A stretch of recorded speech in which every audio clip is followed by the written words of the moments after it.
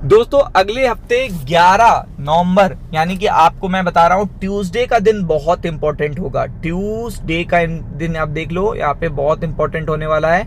अगला हफ्ता ही बहुत इंपॉर्टेंट होने वाला है, लेकिन जो ट्यूसडे का दिन है वो बहुत ही इंपॉर्टेंट होने वाला है। अगर आप यहाँ पे देखोगे तो ट्यूसडे का दिन बहुत ही इंपॉर्टेंट होने वाला है।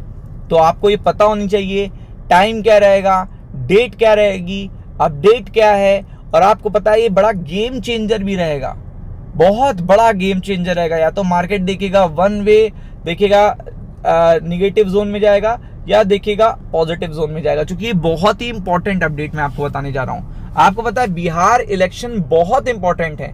ये यहाँ पे केवल बिहार की बात नहीं है कि बिहार में एनडीए की सरकार बने ना बने, इस बात से बहुत ज्यादा फर्क नहीं पड़ेगा। फर्क बहुत बड़ा पड़ेगा, क्योंकि आपको पता है बिहार का बहुत बड़ा सपोर्ट है लोकसभा इलेक्शन की रूलिंग पार्टी एनडीए के पास।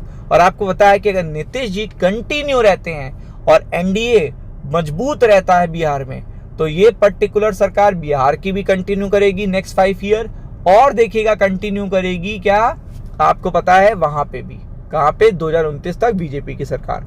तो बिहार के इलेक्शन इसलिए बहुत ज्यादा इंपॉर्टेंट है। तो आप देख सकते हैं नतीजों से पहले कैसे होंगे अनुमान। तो आप देख सकते हैं तो यहाँ पे 11 नवंबर को कुछ होने वाला है। 11 नवंबर को आपको जो अपडेट मिलेगी उस पे बड़ा रिएक्शन आएगा।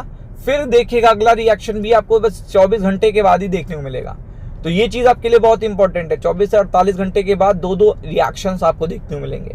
तो सारा जो हफ्ता है वो अगले हफ्ते देखिएगा पूरा इलेक्शन का भी है और मल्टीपल अपडेट्स भी हैं, और जिससे बड़े अपडेट्स आएंगे। तो 11 नवंबर को क्या है, 11 नवंबर को एग्जिट पोल आ रहे हैं। तो आप देख सकते हैं 11 नवंबर को क्या है, एग्जिट पोल आ रहे हैं। तो अब आपको पता होना चाहिए 11 नवंबर को एग्जिट पोल क्या आ रहे हैं। 11 नवंबर को देखिए आपको पता है फर्स्ट फेज के जो चुनाव हैं बिहार के वो हो चुके हैं, उनकी वोटिंग हो चुकी है।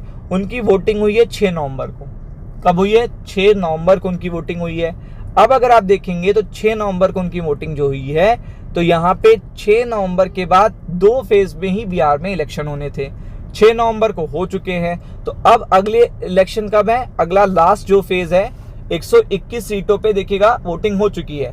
तो अब अगला नंबर क्या है, 11 नवंबर को। 11 नवंबर को देखिएगा यहाँ पे नेक्स्ट जो 2 फेज में बिहार में इलेक्शन होने थे वो सेकेंड फेज भी कंप्लीट हो जाएगा 5 बजे तक।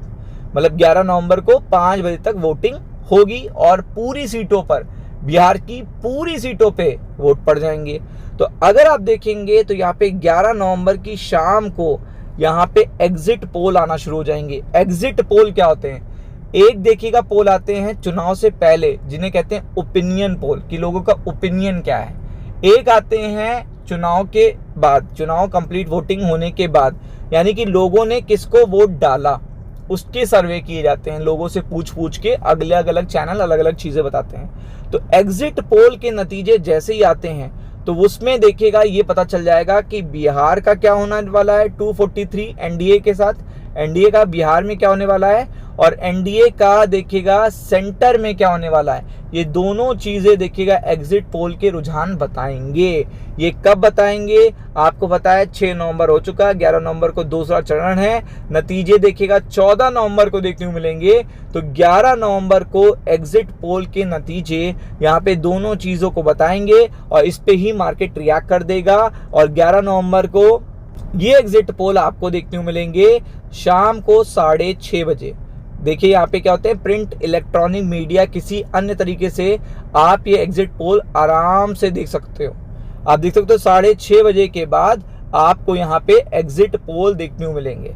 अब जब एग्जिट पोल देखने को मिलेंगे तो सबसे बड़ी बात क्या आती है कि एग्जिट पोल क्यों आते हैं भाई, लोगों ने क्या करा, वोटिंग के बाद का रुझान क्या है, जब वोट पड़ गए तब लोगों का रुझान क्या है ये जानना होता है। तो इसमें देखिएगा जब ये पर्टिकुलर पोल आए हैं तो पोल देखिएगा बहुत सारे लोगों के अलग अलग आ रहे हैं। एनडीए बहुत कॉन्फिडेंट है, आप देख सकते हो यहाँ के लिए, ये देख सकते हो एनडीए तो यहाँ तक की उम्मीद कर रही है।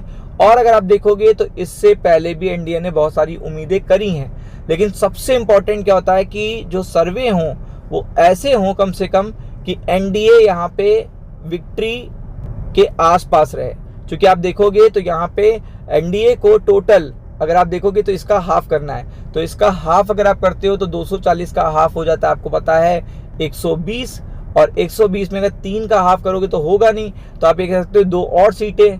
तो अगर 122 सीटों के ऊपर या 124 सीटों के पास, जिसके पास देखिएगा पूरी बहुमत होगी, तो वो सरकार बना ले जाएगा। तो एनडीए के रुझान ये आ रहे हैं 120 से 140 सीट के बीच में।